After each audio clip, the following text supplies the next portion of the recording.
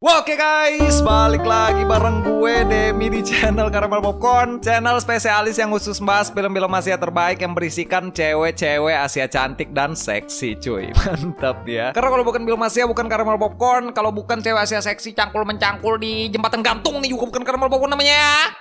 Oh, berangin dah. Film yang akan kita bahas kali ini adalah sebuah film yang bergenre drama romance dari Jepang lagi nih, yang berjudul Tropical Night Tour tahun 2017 cuy. Rilis pada tanggal 1 April 2017, berdurasi tayang 1 jam 58 menit. Film yang diproduksi dengan kode MEYD strip 245 ini lagi-lagi dibintangi oleh mbak-mbak kesayangan kita lagi, yaitu Mbak Meguri Fujiura cuy. Mbak Megu mulu ya tiap hari ya. Nih gue bikinin playlistnya nih lama-lama nih. Berkisah tentang seorang pria yang telah kehilangan pekerjaannya dan memutuskan untuk kembali ke kampung halamannya. Mengetahui adik laki-lakinya sudah berkeluarga saat ia tiba di rumah, pria ini malah mengambil kesempatan dengan istri adiknya sendiri saat adiknya itu bekerja. Apakah yang akan terjadi dengan hubungan persaudaraan dua kakak beradik ini di ending cerita? Penasaran gimana alur cerita dari film ini? Siapkan cemilan kalian, langsung aja dah kita gas ke pembahasannya cuy. Anosa, honton ni mozo bundayo. Mondai nai shinpai ni omoratsa. Sukui dah.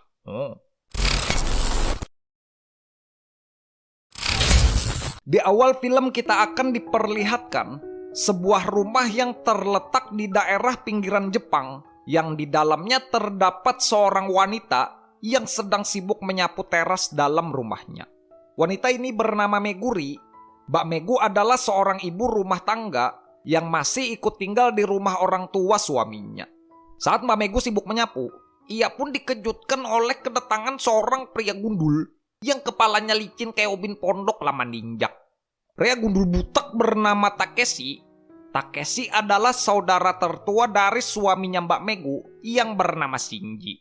Hari itu diceritakan adalah hari pertama Takeshi pulang ke rumah ayahnya setelah ia kabur dari rumah orang tuanya itu beberapa tahun yang lalu. Sesampainya di rumah, karena merasa bersalah, Takeshi pun langsung segera berdoa dan meminta maaf kepada mendiang ibunya yang diceritakan sudah tiada.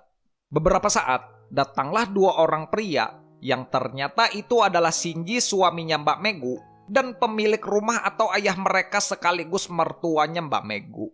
Shinji diceritakan berprofesi sebagai tukang kayu dan sekaligus penerus usaha kayu yang tidak lain adalah milik ayahnya sendiri. Dengan sepiring jamuan buah semangka, sang ayah pun meminta Takeshi gundul, Shinji, dan istrinya yaitu Mbak Megu untuk duduk bersama guna bertanya ada masalah apa sampai-sampai anak sulungnya yang kabur dari rumah mendadak kembali setelah beberapa tahun sudah berlalu. Mendengar hal itu, dengan mimik muka yang malu, Takeshi pun menjelaskan kalau ia baru saja kehilangan pekerjaannya di Tokyo dan sudah menyandang predikat pengangguran karena tempat ia bekerja melakukan pengurangan karyawan. Shinji yang masih kesal karena abangnya pergi dan membuatnya bekerja keras untuk keluarga mereka, ia pun bilang kalau abangnya itu hanya bisa membawa masalah ke rumah saat kepalanya sudah terlalu licin dan kelamaan tidak tumbuh rambut. Akan tetapi mau bagaimanapun, sekesal-kesalnya Shinji dengan kepala abangnya, ia tetap peduli kepada saudaranya itu dengan membelikan bir karena tahu abangnya tidak mempunyai uang. Saat Takeshi hanya tinggal berdua dengan ayahnya di ruangan itu, sang ayah pun bertanya, apakah Takeshi sudah mempunyai rencana untuk kedepannya. Meskipun Takeshi diceritakan tidak mau bekerja sebagai tukang kayu seperti Shinji adiknya, Takeshi yang juga tidak mau mempermalukan keluarganya, ia pun bilang kalau ia hanya akan tinggal sementara di rumah itu dan akan segera mencari pekerjaan secepatnya. Malamnya, saat Takeshi sibuk mencari lowongan kerja di internet, ia yang pusing dan tak bisa tidur malam itu, Takeshi malah mendengar suara gemuruh badai angin ribut yang ia rasa berasal dari lantai bawah. Takeshi yang merasa kepalanya bisa digunakan menjadi senjata tumpul, ia pun tidak takut dengan apapun dan segera mengecek suara gemuruh apa yang ia dengar itu. Menyadari kalau suara itu berasal dari kamar Shinji adiknya, Takeshi pun terkejut saat ia mengintip dan mengetahui kalau suara gemuruh badai itu ternyata adalah suara Mbak Megu yang sedang dicangkul-cangkul. Melihat bola-bola api bergelindil-gelindil membentur ke segala arah, dengan mata saringan yang ia miliki, Takeshi pun dengan tenang menganalisa bola-bola salju Mbak Megu agar ia bisa mengetahui kelemahannya. Besoknya, Takeshi yang bangun kesiangan karena tadi malam terlalu lelah menganalisa bola-bola. Ia pun disuruh ayahnya untuk ikut berdoa agar segera mendapatkan keberuntungan. Saat semua sudah selesai berdoa, Shinji pun segera mengajak ayahnya untuk pergi bekerja untuk mengurus bisnis kayu keluarga mereka. Sorenya, di ruang tamu rumah itu, Takeshi yang masih kesulitan dan sibuk berusaha mencari lowongan pekerjaan di internet, perhatiannya pun tiba-tiba teralih saat melihat Mbak Megu mengepel lantai sambil tungging-tungging. Mbak Megu yang merasa tungging-tunggingnya sudah cukup, ia pun menghampiri abang suaminya itu dan bertanya apakah Babang Gundul sudah mendapatkan lowongan. Babang Gundul yang mendengar hal itu, bukannya menjawab pertanyaan, Babang Gundul malah balik bertanya, siapa di antara Mbak Megu dan Shinji adiknya yang pernah berselingkuh. Kaget karena Babang Gundul tahu, Mbak Megu pun dengan jujur menjawab, semenjak ia menikah, sudah 3 kali suaminya kegep berselingkuh saat berada di bar. Berhubung tahu kalau Babang Gundul berniat mencari pekerjaan di Tokyo, Mbak Megu pun bilang kalau ia akan senang jika Babang Gundul mencari pekerjaan di dekat rumah mereka saja. Dengan niat baik, Mbak Megu pun mendoakan abang dari suaminya itu agar segera mendapatkan pekerjaan. Babang Gundul yang teringat bola-bola bergelindil-gelindil yang ia analisa tadi malam. Saat Mbak Megu berjalan melewatinya, ia pun tak bisa menahan keinginannya untuk melihat 2 bantal bayi yang saling bergesekan dan berbenturan di depan mukanya.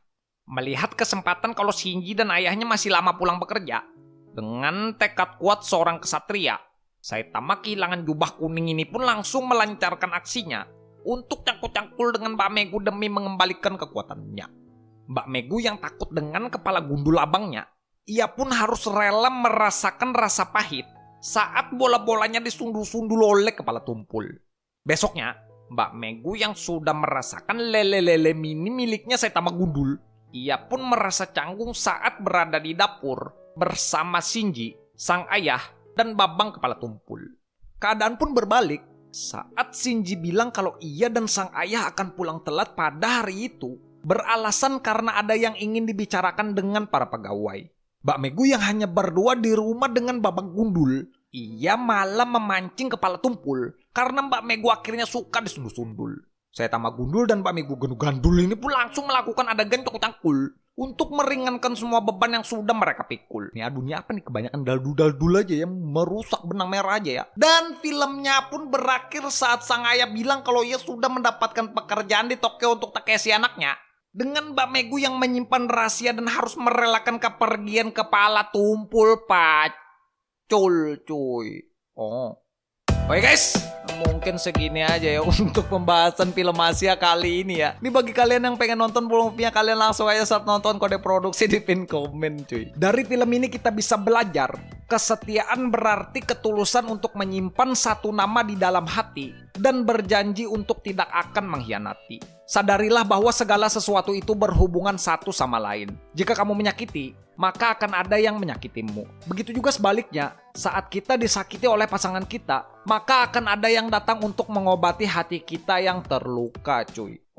Pokoknya yang jelek-jelek jangan dicontoh, kita ambil pelajaran yang baik-baiknya aja cuy. Mantap nih gua nih. Seperti biasa gua mau ngucapin terima kasih banyak buat kalian yang sudah nonton dan terima kasih banyak buat kalian yang sudah subscribe ke channel Karamel Popcorn. Jangan lupa juga subscribe ke channel Karamel Popcorn 2ND, channel kedua kita ya, karena channel itu nanti bakalan aktif mengupload video juga, linknya ada di deskripsi cuy. Nanti kita bakalan bahas film-film Asia yang bagus-bagus lagi ya. Ya mungkin segini aja untuk video kali ini. Jangan lupa like, comment, share, dan subscribe. Gue Demis sebagai narator pamit, sampai ketemu di video selanjutnya. Thanks for watching guys. Bye-bye.